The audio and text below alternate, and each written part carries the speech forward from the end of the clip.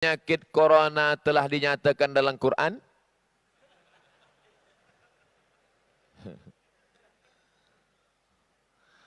Dia tengok dalam FB dia.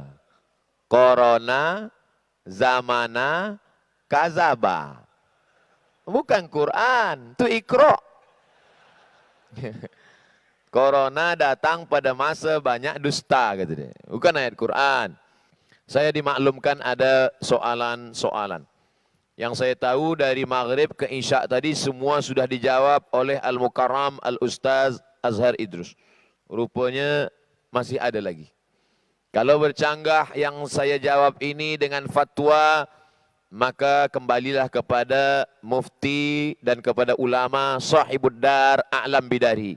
Yang punya rumah lebih faham tentang isi rumahnya. Mungkin saya ambil kaul pendapat ulama lain, tapi yang lebih sesuai sebenarnya pendapat yang sudah disampaikan para ulama kita di Pahang. Imam Mahdi sebenarnya dari golongan manusia biasa atau golongan Nabi. Nama dia Muhammad, nama ayah dia Abdullah.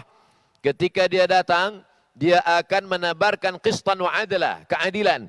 Awal-awalnya orang ingin mengangkat dia sebagai pemimpin, dia tidak mahu. Dia tidak pernah menampakkan dirinya sebagai lebih daripada orang lain.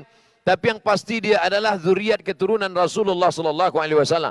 Bernama Muhammad bin Abdullah, namanya sama dengan nama Nabi sallallahu alaihi wasallam. Dia tidak melebihkan dirinya daripada orang lain. Dia akan menebarkan, dia akan dibaiat oleh para ulama-ulama. Dari mana ulama tahu bahwa dialah Imam Mahdi yang ditunjukkan Allah Subhanahu wa taala? Ittaqu firasatal mu'min. Takutlah kamu kepada firasat orang beriman. Fa innahu yanzuru binurillah, karena dia memandang dengan pandangan Allah Subhanahu wa taala. Ada bisyarah, ada ilham. Kalau kepada para nabi diberikan mukjizat, maka para wali-wali diberikan karamah, maka ulama-ulama ini diberikan Allah Subhanahu wa taala nur.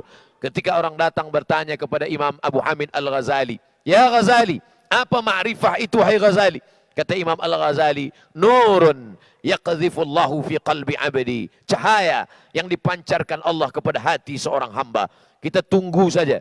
Kita ikut para ulama kita. Jangan kita cari-cari. Sekarang ada pula orang yang mencari. Dia sudah lahir atau belum? Kampung dia di mana? Lahirnya di hospital mana? Bidannya siapa? Tak perlu kita cari. Kita hanya menunggu, beriman, beramal soleh, maka Allah akan selamatkan kita dari fitnah akhir zaman ini insyaAllah. Man qara'a surat Al-Kahfi, sesiapa yang membaca mengamalkan surat Al-Kahfi, adha'a lahu min nur, maka Allah akan jaga dia dengan cahaya dari Allah. Ma bainal jumu'ataini, dari Jumat ini ke Jumat ini dijaga Allah Subhanahu wa taala. Siapa yang berpegang teguh kepada sunnah Rasulullah, maka dia akan dijaga Allah Subhanahu wa taala. Saking banyaknya orang mengaku-ngaku Imam Mahdi, maka kata Ibnu Khaldun, hadis-hadis tentang Imam Mahdi ini adalah dhaif dan maudhu. Tapi sebenarnya pendapat Ibnu Khaldun ini dibantah oleh ulama. Karena dia pun berdapat demikian karena saking banyaknya orang mengaku Imam Mahdi. Padahal dia adalah Imam Mahdi yang palsu, bukan yang asli seperti yang dijanjikan oleh Rasulullah sallallahu alaihi wasallam. Kenapa terjadi dalam diri manusia ini? Selepas dia bertaubat, dia ulang lagi. Selepas itu berlaku lagi perkara yang sama. Dia buat taubat, dia ulang lagi. Oleh sebab itu dikatakan syarat taubat, kata Imam Abdullah ibnu Abbas, ada 3. Yang pertama, an-nadamu fil qalbi, menyesal dalam hati. Selepas menyesal, al-iqraru bil lisani, dia ikrarkan dengan lidah. Makna ikrar bil lisan, banyak-banyak beristighfar. Astaghfirullahaladzim. Yang lebih panjang, astaghfirullahaladzim alladzi la ilaha illa huwal hayyul qayyum wa atubu ilaih. Yang lebih panjang lagi, sayyidul istighfar. Al-itmaru alla ya'uda ilaihi abadan. Tekad kuat dalam hati, aku tidak akan ulang untuk selamanya. Taubat. Selepas taubat, esok ulang balik. Bagaimana cara supaya kita tidak ulang? Ya ayyuhalladzina amanu, wa orang beriman, ittaqullah, takutlah kepada Allah. Cuba baca ujung ayat. Wa kunu ma'as sadiqin. Hendaklah kamu bersama-sama orang yang benar. Oleh sebab itu mesti ada community. Datang ke masjid. Subuh ke masjid, zuhur ke masjid, asar ke masjid, maghrib ke masjid, isya ke masjid. Ada tazkirah di office, ikut community surau. di office, di tempat kita tinggal, di rumah, juga ikut di masjid. Jangan sampai misahkan diri dari jamaah. Kerana serigala hanya akan menerkam kambing-kambing yang menjauhkan diri dari jamaah. Makanya kata Nabi SAW, alaikum bil jamaah. Mudah-mudahan Allah menerima taubat kita dan taubat nasuha insyaAllah. Kita tahu setiap manusia ada hak dengan Allah dan hak sesama manusia. Andai buat salah dengan manusia sebelum ini, tak tahu sudah kemana dia pergi, bagaimana cara minta maaf? Cari dia. Saya dah cari dia, tak jumpa Ustaz. Di mana kamu cari? Di Google. Oh, di mana kampung halaman dia? Cari dia. Sampai dia dapat. Kalau kita ada utang piutang, cari ahli warisnya, bayarkan. Bagaimana kalau dia tak ada, ahli warisnya tak jumpa, kita hitung kira berapa hutang kita kepada dia. Waktu dulu kita pinjam menurut harga emas. Jadi kalau kita pinjam tahun 70, 100 ringgit. Tak sama 100 ringgit tahun 70 dengan 2020. Maka yang stabil, yang normal itu adalah harga emas. Kita hitung kira harga emas tahun 70. Sekarang kita bayarkan. Jadi kalau masa itu 100 gram, 1 gram, maka kita bayar sekarang 1 gram emas. Lalu kemudian kita bayarkan, selepas itu. Kemana kita bayarkan? Masalih ammah, maslahat umum, awam, yang dipakai orang banyak. Kaum muslimin muslimat. Untuk masjid, untuk yatim, untuk fakir miskin, untuk sekolah tahfiz, kita niat bayar hutang, selepas itu barulah kita minta ampun kepada Allah. Kita kirimkan sedekah untuk dia. Ayu sadaqatu afdal. Apa sedekah yang paling afdal ya Rasulullah?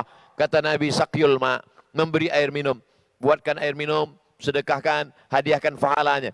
Bezanya kalau untuk orang tua, kita tak perlu cakapkan. Tapi kalau orang lain, perlu kita katakan, Allahumma awsil thawaba ma anfaqtuhu ma tasaddaqtuhu. Ya Allah, sampaikan pahala sedekahku ini kepada almarhum fulan bin fulan. Selepas itu kita doakan, Allahumma ighfir lahu warhamhu wa'afihi wa'fu anhu waj'alil jannata mathwahu. Allahumma ja'al quburahu radatan min riyadil jinan, la taj'al quburahu hufratan min hufarin niran.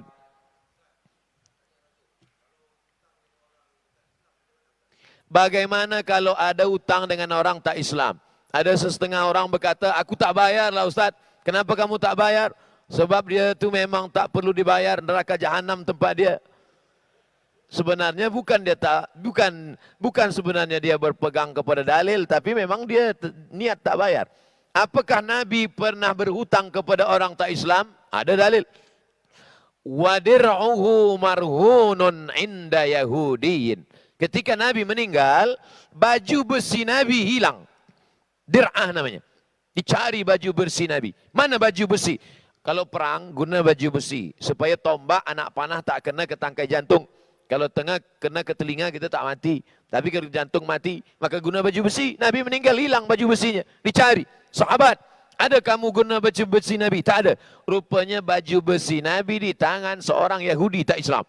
Ditanya, Yahudi, dari mana kamu dapat baju besi ini?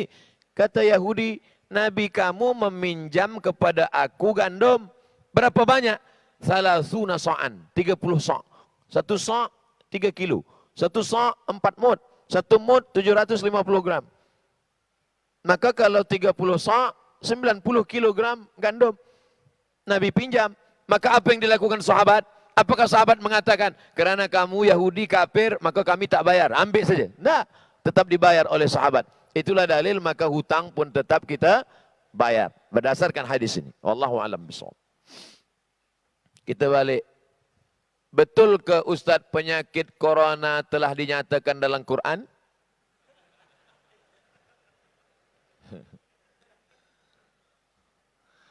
Dia tengok dalam FB dia. Corona, zamana, kazaba. Bukan Quran, itu Iqra. Corona datang pada masa banyak dusta, kata dia. Bukan ayat Quran. Adapun yang pertama menyebut virus corona ini adalah ulama dari Yaman. Bukunya 5-10 tahun yang lalu. Al-Habib Masyhur Al-Adani. Abu Bakar Masyhur Al-Adani. Dia sebut situ ada nama virus yang belum ada pada zaman sebelumnya. Tulis di situ, Humma al-Corona. Humma, demam. Demam panas. Ko, kap, waw, ra, waw, non, alif. Corona. Tapi bukan Toyota. Corona. Dalam Quran tadi. Macam mana Ustaz andai solat jemaah di sebelah orang mempunyai bau badan yang kuat. Bau kurang pakaian sebelah orang baca kuat sikit sehingga terasa terganggu kita solat. Man akala basalan, siapa yang makan bawang putih, bawang basal, bawang merah, sauman, bawang putih, fala yaqrabanna falyatazil musallana. Siapa yang makan bawang putih, siapa yang makan bawang merah, maka jangan dekat-dekat masjid kami, kata Nabi. Kenapa tak boleh dekat masjid? Innal malaikata tata'adza. Sesungguhnya malaikat terganggu dengan bau bawang itu. Bawang. Kira-kira mana yang hebat? Bawang, petai ke? Oleh sebab itu maka kita diajarkan, laula an asyqa ala ummati, kalau tidak memberatkan pada umatku, la amartuhum bisiwak. Aku suruh dia bersiwak inda kulli salah. Setiap hendak bersolat dia bersiwak. Makanya para habaib kita, para tuan guru kita, para syekh kita, sebelum dia jadi imam, saya tengok waktu Habib Umar datang ke Jakarta di Hotel Crown, solat subuh, saya tengok dia sebelum solat, sawu sufuf, kata dia. Sebelum angkat takbiratul ihram, dia ambil siwak. Padahal gigi mereka bersih, tapi mereka nak ikut sunnah Rasulullah SAW. Sawu sufuf. Oleh sebab itu maka bersihkan mulut. Kami tanya badan, Ustaz jawab mulut pula. Sedangkan mulut yang kecil aja dijaga, apa lagi badan? Oleh sebab itu maka mesti mandi, mesti bersihkan. Ada penyakit itu akibat perut kotor. Kalau usus lambung ini kotor, maka dia menyebabkan keringat kita bau, peluh kita bau. Maka mesti dimakan ubat, dia makan sehari dari pagi sampai petang, cari hari cuti, keluar semua, maka itu menyehatkan, cari ubatnya. Supaya hilang bau-bau ini semua. Makanya di antara yang disukai Nabi adalah itter. Makanya kalau dalam majlis maulid dibakar itu bukhur. Bukhur daripada kayu gaharu. Dibakar, dihidupkan. Orang yang tak faham dia sangka sedang memanggil jin hantu. Pergi ke Makkah dia tengok banyak jual kemenyan besar-besar. Beli berkilo-kilo. Sebenarnya itu untuk apa kemenyan? Untuk mengharumkan. Sebab Nabi suka pada yang harum-harum. Dan malaikat-malaikat rahmat juga suka pada yang wangi-wangi. Maka kita pakai ini jauhkan daripada yang bau-bau. Kerana malaikat pun terganggu dengan yang bau-bau. Kita disuruh buat kebaikan meninggalkan larangan Allah. Bagaimana kalau kita ini tidak buat dosa besar dan senantiasa kebaikan? Cuma solat tak berjamaah. Perkara-perkara sunat kita tak buat. Hanya buat yang wajib saja. Ini sebenarnya kalau saya tengok ini bukan nak tanya. Nak menawar je. Kenapa kita tak solat berjamaah? Apa sebab kita tak sembahyang berjamaah? Nabi SAW, bila dia lepas sembahyang, dia tengok ke belakang, dia tanya, Asyahidun fulan, Asyahidun fulan, mana si fulan, mana si fulan? Kenapa tak datang solat berjamaah? Pernah suatu ketika Nabi berkata, layan tahiyanna, mereka yang tak datang solat berjamaah, mereka yang sembahyang di rumah, mereka yang sembahyang di jalan, berhenti, jangan ulang lagi. Kalau mereka tetap sembahyang di sana sendirian, la uharriqanna alaihim buyutahum, maka aku akan membakar rumah mereka. Oleh sebab itu, sedangkan dalam perang sekalipun, wa idza kunta fihim fa aqamta lahumus shalah. Kalau kau bersama dengan mereka ya Muhammad sallallahu alaihi wasallam, engkau menjadi pemimpin mereka dalam salat. Ayat ini tentang salat khauf. Apa maknanya? Sedangkan dalam perang sekalipun Nabi tetap solat berjamaah. Mengapa kita yang dalam keadaan aman, selesa, selamat, kenapa tidak solat berjamaah? Oleh sebab itu, solat berjamaah adalah syiar umat.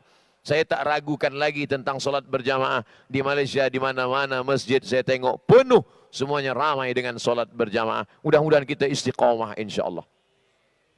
Sudah buat baik dengan keluarga mertua, sudah melayani keluarga suami dengan baik, tapi masih dibalas dengan layanan yang buruk. Kadang-kadang suami pun menyebelahi saya, bagaimana lagi saya lakukan? Bolehkah saya tak balik terus ke rumah?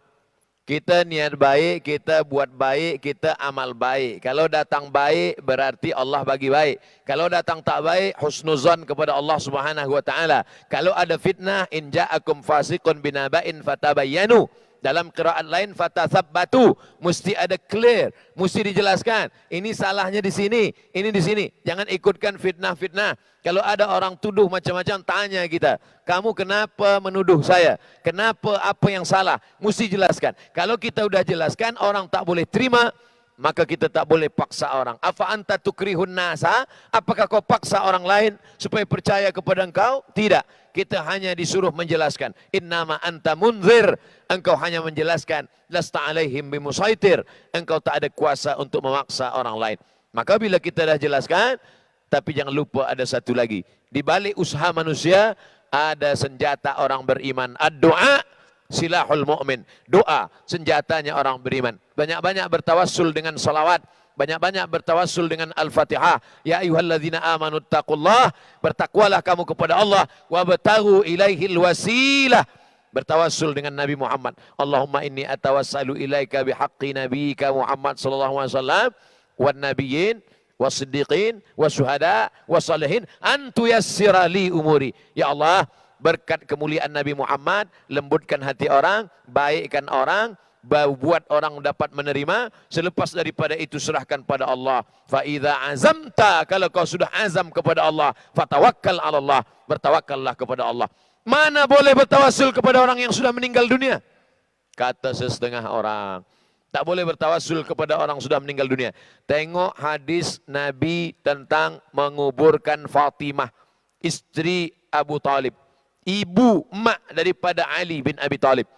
Masa Nabi dapat berita bahawa mak angkat dia, makcik dia bernama Fatimah meninggal dunia, Nabi menggali kubur. Makam Fatimah itu Nabi sendiri yang menggalinya. Nabi masuk ke dalam, Nabi berdoa. Apa doa Nabi? Allahumma inni as'aluka bihaqqin nabiyyin. Aku meminta kepada engkau dengan para nabi-nabi. Disebutkan dalam kitab Al-Mu'jam Al-Kabir Imam At-Tabrani. Artinya apa? Nabi Muhammad bertawassul dengan nabi-nabi sebelumnya. Nabi-nabi sudah meninggal dunia. Dan mereka punya kehidupan yang khas. Tak sama macam kita. Wala taqulu liman yuqtalu fi sabilillahi amwat. Jangan kau katakan mereka mati. Wal ahya. Mereka hidup. Walakin la tas'urun. Kamu yang tak dapat merasakan kehidupan mereka. Oleh sebab itu jangan hiraukan tentang orang yang menolak tawassul. Kita tetap bertawassul dengan sallallahu alaihi wasallam, bertawassul dengan Al-Fatihah, bertawassul dengan Yasin untuk hajat-hajat kita. Termasuklah hajat puan yang terkait dengan hati manusia. Bolehkah menulis satu ayat Quran di atas kertas? Contohnya Yasin ayat 58, surah Az-Zumar 73, surah Ar-Ra'du 24, surah Al-Qadar ayat 5. Ayat-ayat ini ditulis di atas 4 gelar kertas, dampal pada setiap penjuru rumah. Betul ke kaidah itu boleh mengelak daripada wabah, penyakit dan bencana? Ya ayyuhalladzina amanu, hai orang beriman, idza quri'al Qur'an, kalau Quran dibacakan, fastami'u lahu, dengar baik-baik, wa ansitu, diam, la'allakum tur'amun, mudah-mudahan kamu mendapat rahmat. Kalau kamu mendengar bacaan Quran, diam, mudah-mudahan kamu dapat rahmat. Sedangkan mendengarnya saja dapat rahmat, apalagi membacanya. Itu membaca. Bagaimana kalau menulis? Majmu' Fatawa Ibnu Taimiyah. Kenapa Ustaz ni sikit-sikit Ibnu Taimiyah, sikit-sikit Ibnu Taimiyah? Sebab yang banyak membid'ahkan ni kan yang ikut Ibnu Taimiyah. Maka kita pakai fatwa guru dia. Kata Ibnu Taimiyah, kalau dituliskan ayat di kertas, dituliskan ayat pada mangkuk. Tuliskan ayat pada mangkuk dengan tinta, dawat, tapi dawatnya tak ada racun. Selepas dituliskan itu, lalu disiramkan air. Lalu kemudian airnya diminum, maka boleh untuk istisqa. Oh, itu kan ulama belakangan. Bagaimana dengan kalangan salaf? Abdullah bin Abbas. Kata Abdullah bin Abbas, dituliskan ayat di kertas, lalu kemudian dituliskan ayat di kertas, lalu kemudian dimasukkan ke dalam air, lalu kemudian air itu diminum. Diminum pada orang yang akan melahirkan anak.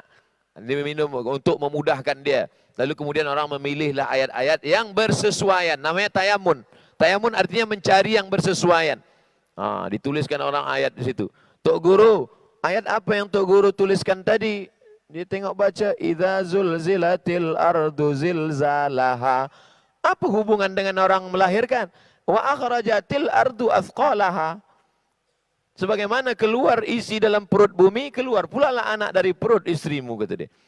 Menyesuaikan apa yang bersesuaian dengan yang ada dalam ayat. Littabaruk, untuk mengambil barokah. Boleh jadi dia dapatkan daripada ijazah daripada guru-guru dia.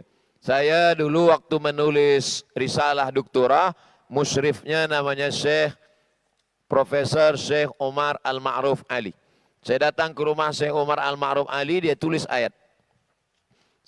Setelah dia tulis ayat, lalu kemudian dia lipat. Setelah dia lipat, dia gulung, dia ikat pakai benang. Dia bagi pada ada jamaah yang sakit. Saya tengok saja. Dalam hati saya, ini nampaknya bid'ah nih. Wa kullu bid'atin dhalalah wa kullu dhalalah finnar. Apa kata dia? Abdul Samad, hadhihi tamimah syar'iyah. Ada yang tak boleh, haram. Tapi yang ini boleh sebab ini syar'i. Ini ayat-ayat ruqyah. Mungkin dia tahu dalam hati saya nak salahkan dia. Ittaqu firasatal mu'min.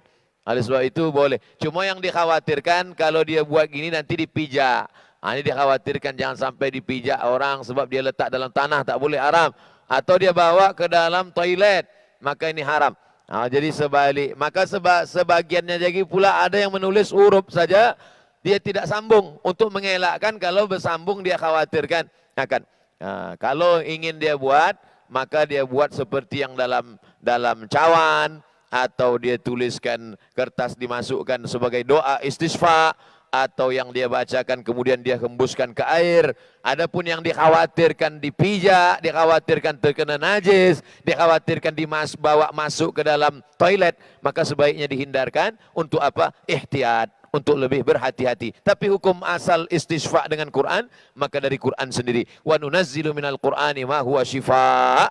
Kami turunkan Al-Quran ini adalah untuk syifa, untuk obat. Kenapa Allah tak mengatakan dawa? Obat dalam bahasa Arab dua, ada dawa, ada syifa. Ternyata dalam bahasa Arab, kalau dawa boleh sehat, boleh tidak. Tapi kalau syifa pasti sehat dengan izin Allah. Maka Allah gunakan kata wa nunazzilu minal Qur'ani ma huwa syifa, bukan wa nunazzilu minal Qur'ani ma huwa dawa. Wallahu a'lam bishawab.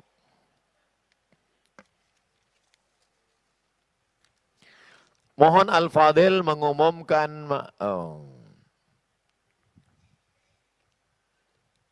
Masjid Negeri Sultan Ahmad I dibantu oleh unit amal membuat kutipan sumbangan ramai meningkatkan lagi pengimarahan Masjid Negeri Sultan. Segala sumbangan diucapkan ribuan terima kasih. Saya biasanya dalam tazkirah, kalau di Indonesia Tabligh Akbar ada kumpulkan derma, biasanya saya tengah tazkirah tu ada kotak-kotak. Tapi nampaknya di Pahang tak ada lagi orang bagi pakai box kotak sedekah. Sebab dia terus saja transfer melalui bank. Begitu kita cerita, ma'akal tafa'afnaita, yang kau makan akan busuk. Wa malabista fa'ablaita, yang kau pakai akan lapuk. Wa ma tasaddaqta, yang kau dermakan untuk Masjid Sultan Ahmad I, itu yang akan kau bawa mati kekal abadi. Allahu Akbar.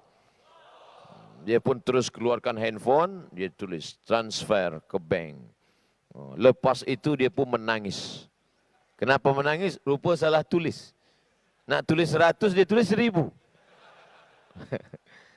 Padahal yang salah itulah yang akan dia bawa mati menghadap Allah. Tulis 100 betul. Ada di rumah 1 juta, yang dikirim ke masjid 100. Kira-kira kalau kita mati, yang kita bawa mati yang 100 itu atau yang 1 juta di rumah? Banyak yang takut jawab. Yang 100 itu yang akan kita bawa mati menghadap Allah Subhanahu wa taala. Yang lain tinggal. Sekarang itu punya kita. Itu kereta siapa? Kereta saya. Itu rumah siapa? Rumah saya. Itu kebun siapa? Kebun saya. Bila? Sebelum malaikat maut datang. Selepas malaikat maut datang ada punya kita? Tak ada. Semua dibagi kepada ahli waris. Habis. Makanya orang yang pandai, orang yang smart, yang cerdas, al-kayyisu, orang yang pandai, man dana nafsahu, dia kekang hawa nafsunya, wa amila lima ba'dal maut. Dia beramal apa selepas mati. Kalau pandai, berikanlah tanah itu wakaf untuk masjid. Kalau pandai, berikanlah sebagian wang yang disimpan selama ini. Berapa banyak orang cari duit tapi tak sempat menikmati duit. Cari pagi, pulang petang, cari petang, siang malam, tapi tak pernah menikmati. Manusia ini memang makhluk yang aneh. Dia cari makan, tapi dia pun tak boleh makan. Berapa banyak orang cari makan, makanan berkumpul, tapi dia tak pernah makan. Semua makanan banyak. Tuan tak makan, kolesterol. Tuan tak makan, diabetes. Oleh sebab itu maka tidak ada jalan lain untuk menikmati yang pernah kita cari di dunia ini, kecuali dengan bersedekah. Orang-orang yang mati itu kalau ditanya, hai orang mati, apa yang kau inginkan? Laula akhartani ila ajalin qarib. Berikanlah aku masa hidup sekejap saja ya Allah. Qarib, sikit saja. Tambah umurku ya Allah, sekejap saja. Kalau aku bagi engkau hidup sekejap, kau nak apa? Apa dia jawab? Fa as-saddaqa. Aku ingin bersedekah. Dia ingin bersedekah. Seandainya umur dia panjang, dia hanya ingin satu saja. Fa as-saddaqa. Aku ingin bersedekah. Tasaddaqu, bersedekahlah. Untuk apa? Bersedekah menolak bala, jauh daripada musibah. Bersedekah untuk apa? Kata Nabi SAW, Da'u mardakum bisadaqah. Banyak-banyaklah kamu bersedekah untuk mengobati sakit zahir dan batin. Datang seorang lelaki, hatinya keras, syaka, mengadu kepada Rasulullah SAW. An qaswatil qalbi, hatinya keras. Apa kata Nabi SAW? At'imil masakin, wamsah ra'sal yatim. Sapu kepala anak yatim, bagi makan fakir miskin. Cara melembutkan hati. Sadaqatus sirri tadfa'u mitatassu. Orang yang bersedekah menderma, menolak mati su'ul khatimah. Tiap hari, tiap petang kita berdoa, Allahumma akhtim lana bihusnil khatimah. Wala takhtim alaina bisu'il khatimah. Tapi tak pernah bersedekah, mati su'ul khatimah. Cara yang paling baik menolak su'ul khatimah adalah dengan cara bersedekah. Ada seorang pemuda, belum menikah, anak lajang, mati di belakang makam Ibrahim. Ini makam Ibrahim, selepas dia tawaf, di belakang makam Ibrahim, sujud terakhir. Pakaian ihram, lepas tawaf, dalam Masjidil Haram, di tanah haram, dalam keadaan suci berwudu, di tempat yang mulia firman Allah, wattakhidhu mim maqami Ibrahim musalla. Banyak orang heran, dia bukan ulama, dia bukan alim, dia manusia biasa, pemuda belia. Heran orang, datang ke rumah orang tuanya, bertanya kepada bundanya, bertanya kepada maknya, apa amalan anakmu? Kenapa dia diberikan Allah mati husnul khatimah di sujud terakhir? Aku pun tak tahu. Selepas seminggu, sepekan dia meninggal dunia, datanglah perempuan membawa anak-anak yatim. Seorang maaf janda membawa anak yatim, bercerita, anak puan yang meninggal ini setiap bulan dia gaji, dia bagi sepertiga gajinya untuk anak yatim. Tapi tak ada orang tahu, Allah muliakan. Makanya nanti kalau puan mana tahu suami puan meninggal, lepas tu ada janda datang, itu tanda husnul khatimah. Tapi dengan makna dia bagi makan fakir miskin, dia bagi anak yatim. Suami kamulah yang selama ini menderma ke masjid, yang selalu memberikan. Dia tak pernah popular, orang tak tahu, tak ada di televisyen, tak ada di YouTube. Tapi kenapa malaikat selalu kam min masyhurin fil ardi walam yakun ma'rufan fis sama. Berapa banyak orang yang masyhur di bumi tapi tak dikenal malaikat di langit. Tapi berapa banyak orang yang di dunia tak dikenal, tapi tiap-tiap hari malaikat menengok catatan amalnya. Datang malaikat pagi naik ke atas ditengok dia.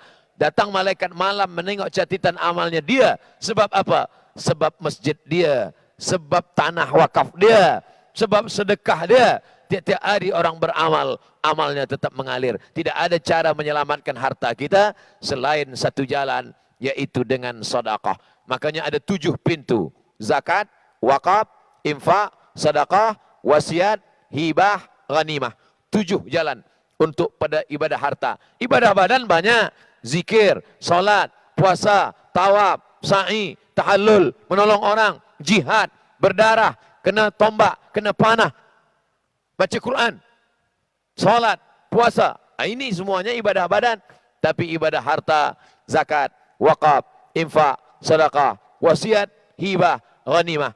Ini sajalah pintu-pintunya. Dapat 7 pintu ni seperti sahabat Nabi dan tabi'in. Alhamdulillah. Tak dapat 7 pintu, pilih salah satu dari pintu ini. Dan salah satu pintu masuk ke dalam surga ada namanya babus sedekah. Mudah-mudahan kita masuk dari pintu-pintu ini insya-Allah. Amin. Ya Rabbal Alamin. Itulah yang boleh disampaikan oleh Al-Faqir Abdul Somad pada malam ini. 30 menit soal jawab, 90 menit tazkirah beserta saya jawab. Mudah-mudahan 90 menit ini menjadi bekal kita menghadap Allah Subhanahu wa taala. Di majlis yang mulia, majlis yang dihadiri oleh para malaikat, mari kita sama berdoa kepada Allah. Astaghfirullahalazim. Astaghfirullahalazim. Astaghfirullahalazim alladzi la ilaha illa huwal hayyul qayyum wa atubu ilaih. Ala hadhihi niyyah wa kulli niyatin salihah. Al-Fatihah. Bismillahirrahmanirrahim. Alhamdulillahi rabbil alamin. Arrahmanir rahim. Maliki yaumiddin. Iyyaka na'budu wa iyyaka nasta'in. Ihdinas siratal mustaqim. Siratal ladzina an'amta 'alaihim ghairil maghdubi 'alaihim waladdallin. Amin. Allahumma salli ala Sayyidina Muhammad wa ala ali Sayyidina Muhammad. Allahumma inna natawassalu ilaika bihaqqi nabiyyika Muhammad sallallahu alaihi wasallam wan nabiyyin was siddiqin was syuhada'i was salihin wa bisirril Fatihah an tuyassir lana umurana. Mudahkan segala urusan kami ya Allah. Umur dunia wal akhirah, urusan dunia dan akhirat. Allahumma waffiqna lima tuhibbuhu wa tardah. Masukkan taufik dan hidayahmu dalam hati kami supaya kami beramal dengan amal yang kau cintai dan kau ridai ya Allah. Allahumma ja'al hadzal balada baladan aminan mutmainnan ya'tihi rizquhu min kulli makan. Jadikan negeri ini negeri yang aman, damai, sempurna rezeki dari segala penjuru kau berikan ya Allah. Allahumma waffiq ulata umurina, pemimpin-pemimpin kami, jadikan mereka orang-orang yang istiqamah menerima amanahmu ya Allah. Allahumma ja'al abna'ana wa banatina minas salihin was salihat. Jadikan anak-anak kami menjadi anak-anak yang saleh dan salihah. Allahumma waffiq ulama'ana, ulama-ulama kami, berikan taufik dan hidayahmu ya Allah. Allahumma matti'na bituli umurihim, panjangkan umur mereka, dengan panjangnya umur mereka kami mendapatkan keberkahan dari mereka ya Allah. Wa qawi imanahum, kuatkan iman mereka. Wa sahih ajsadahum, sehatkan jasad mereka. Wa ja'alhum min a'immatina, jadikan mereka menjadi imam-imam pembimbing kami dalam jalanmu ya Allah. Rabbana ighfir lana dzunubana, ampunkan dosa kami, wali abaina, ayah kami, wali ummahatina, bunda kami, wali azwajina wa dzurriyyatina, keluarga dan anak cucu keturunan kami, wali man hadarana, semua yang hadir di majlis ini ampunkan silap salahnya ya Allah. Wali ikhwanina alladzina sabaquna bil iman, saudara-saudara kami yang sudah mendahului kami dengan iman. Allahumma ja'al quburahum radatan min riyadil jinan, jadikan kubur mereka salah satu dari taman-taman surgamu ya Allah. La taj'al quburahum hufratan min hufarin niran, jangan jadikan kubur mereka salah satu dari lubang nerakamu ya Allah. Allahumma ja'alna minal ladzina yastami'una al-qawla fayattabi'una ahsanah, jadikan kami orang-orang yang mendengarkan nasihat yang baik lalu mengiringinya dengan amal yang baik.